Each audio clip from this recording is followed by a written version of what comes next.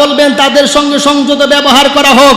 শেরপুর একজনের কথা গতকালকে দেখলাম, তাকে রাস্তার মধ্যে উলঙ্গ করে রাস্তার মধ্যে রাখা হয়েছে। আমরা প্রত্যেকে ভিডিওটা দেখলে ভাববো যে কি দরকার ছিল এই ব্যক্তির সঙ্গে এমন আচরণ করা, কিন্তু আপনি তার পিছনের খবর নিয়ে দেখেন, শেরপুরের এই কুলাঙ্গার, এই জানোয়ার ইমাম সাহেব মসজিদ থেকে বলেছিলেন সুদ হারাম, ঘুষ হারাম, জুয়া হারাম, নেশা হারাম। এই ইমাম সাহেবকে ডেকে নিয়ে তার কামরার মধ্যে উলঙ্গ করে কান ধরে উঠবোস করেছে। এবার বলেন এই জানোয়ারের বিচার বাংলার জমিনে হওয়ার দরকার আছে না নাই? তা আপনি যে বলেন মাফ করে দেন, আপনি তো পিছনের খবর জানেন না, আপনি তো পিছনের খবর জানেন না। এখন আপনার দোয়া উতলে উঠতেছে, আপনি বলেন মাফ করে দেন। আবার আরেকটা দৃষ্টান্ত দিলে আপনাদের কাছে জানতে চাবো কেন এদেরকে মাফ করা হবে। আল্লামা দেলাওয়ার হোসাইন সাঈদী বিশ্বের মধ্যে একজন উজ্জ্বল নক্ষত্র, ঠিক কিনা গণ? আজও পর্যন্ত কোনো মসজিদে আল্লামার নাম ধরে কোনো ইমাম সাহেব দোয়া করতে পারে নাই, তাদেরকে বিচারের আওতায় আনা হয়েছিল, ঠিক কিনা বলেন? আজকে সেদিন আমি বিবৃতি দেখলাম, তার যেই ঘরের মধ্যে বন্দী ছিল এই ঘরের প্রত্যেকটা মানুষ ব্যাখ্যা করতেছে, যখন তার অসুস্থতার কথা বলা হলো তখন অসুস্থ ব্যক্তিকে ডাক্তারখানায় নিয়ে যাওয়া হবে, এটাই স্বাভাবিক, ঠিক কিনা বলেন? কিন্তু যখন ডাক্তারখানায় নিয়ে গেল, আজকে আমাকে 3 দিনের ছুটির জন্য পাঠাইলেন, পাঠানোর পরে আমার এই ঘরের যত বেডিং পত্র আছে সব বের করে দিলেন। এর মাধ্যমে কি বোঝা যায় যে আমার আর এই ঘরে জায়গা হবে না, ঠিক কিনা বলেন?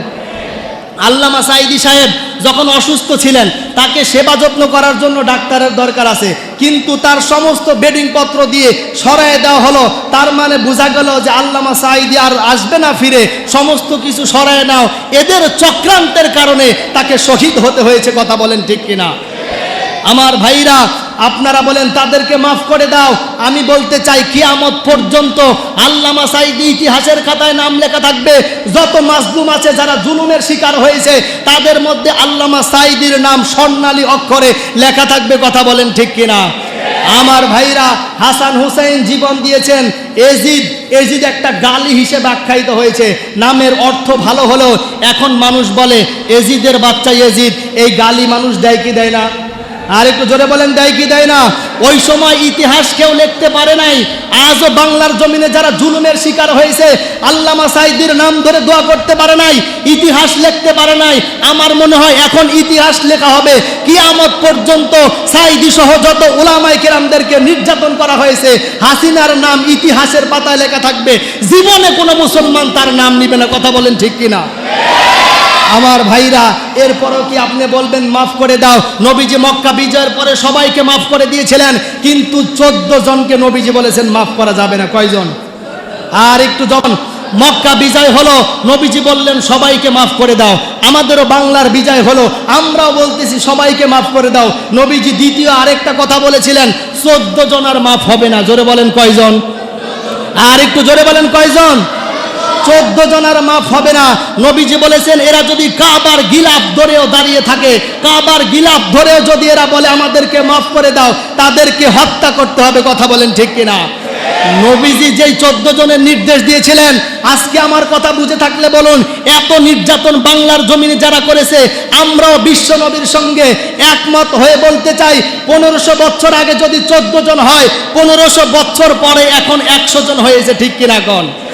এই 100 জনের বিচার বাংলার জমিনে করতে হবে, কথা বলেন ঠিক কিনা? এদের দৃষ্টান্তমূলক বিচার করতে হবে, কথা বলেন ঠিক কিনা? এদেরকে ফাঁসির কাস্টে ঝুলাতে হবে, কথা বলেন ঠিক কিনা? কারণ সবাই আমরা বলতে চাই মাফ করে দেন।